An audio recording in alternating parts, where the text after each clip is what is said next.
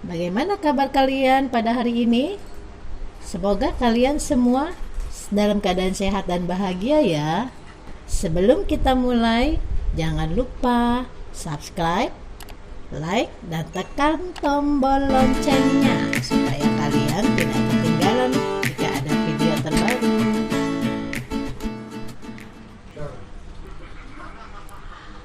Pembahasan berikutnya tentang rotasi atau perputaran. Rotasi sebuah titik atau bangun datar merupakan transformasi yang ditentukan oleh 3 unsur, yaitu pusat rotasi, di mana bisa berpusat di 0,0 atau A, B. Besar sudut rotasi atau theta, arah sudut rotasi, bernilai positif bila arah putarnya berlawanan arah jarum jam. Bernilai negatif bila arah putarnya searah jarum jam. Rumus-rumus rotasi. Bayangan titik X, Y jika dirotasikan dengan pusat 0,0 sejauh theta derajat, maka rumus bayangannya adalah cos theta min sinus theta cos theta dikali dengan X, Y. Jika yang ditanyakan titik dan diketahui bayangan juga sama ya rumusnya, yaitu cos theta negatif sinus theta cos theta dikalikan dengan bayangan titik X, Y. Rumus berikutnya, bila suatu titik dirotasi dengan pusat P di mana A, B sejauh theta derajat, maka bayangan titik X dan Y adalah cos theta negatif sinus theta sin theta cos theta dikali dengan X min A Y min B ditambah A, B. Contoh soal ya, biar nggak bingung kalian. Tentukan bayangan titik berikut dengan O, R theta, maksudnya pusatnya di 0,0, rotasinya sebesar theta derajat, maksud soal itu ya. Oke, A nya ditentukan 2,8, rotasinya 45 derajat. Yang B nya, titik B nya 3,6, rotasinya sepertiga pi searah jarum jam. Maka penyelesaiannya adalah bayangan titik A, rumusnya adalah cos theta min sinus theta cos theta dikali dengan titik X, Y.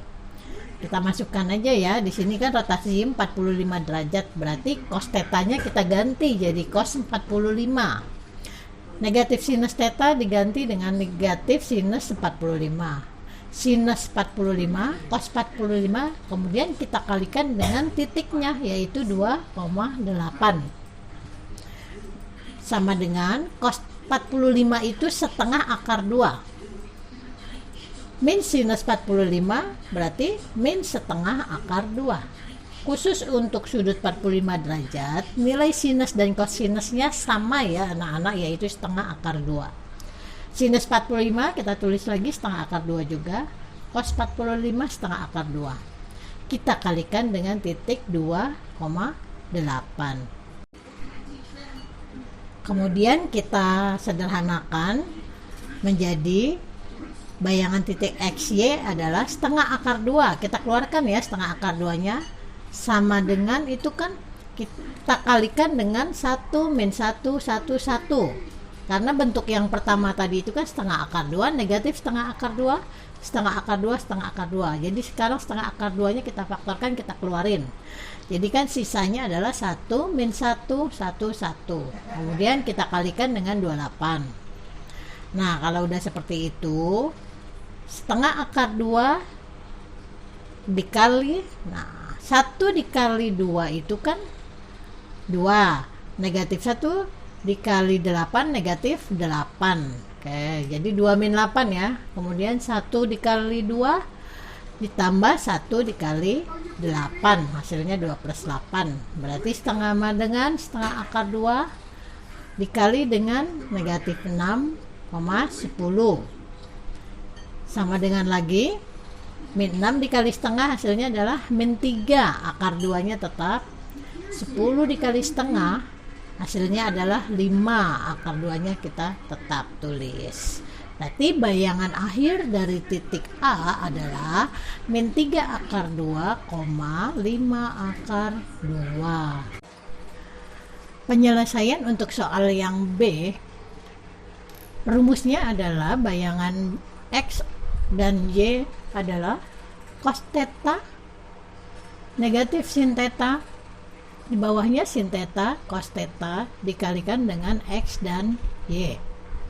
Maka bayangan dari titik B adalah, kita masukkan ya, tetanya kan tadi di soal itu min sepertiga pi, berarti kita tinggal ganti tetanya. Cos theta kita ubah menjadi cos negatif sepertiga pi. Negatif sin theta berarti negatif sin min sepertiga pi. Sinus theta sinus min sepertiga pi. Cos theta cos min sepertiga pi. Kita kalikan dengan titik XY nya yaitu 36 sesuai dengan soal. Berarti bayangan XY itu sama dengan, nah hukum dari cos min sepertiga pi kalian harusnya sudah belajar ya tentang hukum-hukum trigonometri, di mana cos negatif alfa maka menjadi cos alfa. Berarti cos negatif sepertiga pi menjadi cos sepertiga pi. Nah, terus yang min sin min sepertiga pi, min dengan min maka hasilnya menjadi positif ya, berarti sin sepertiga pi. Sinus negatif sepertiga pi kita ubah sesuai dengan hukum trigonometri menjadi negatif sin sepertiga pi. Cos sepertiga